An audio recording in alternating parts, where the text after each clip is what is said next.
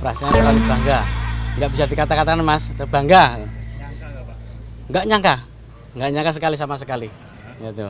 Terus tadi pas lama di Andong Pak Presiden ada ngobrol atau nanya? Yang nanya berapa andong di Jogja semuanya. Saya jawab ada 540 semua terkoordinasi Pak. Saya gitu.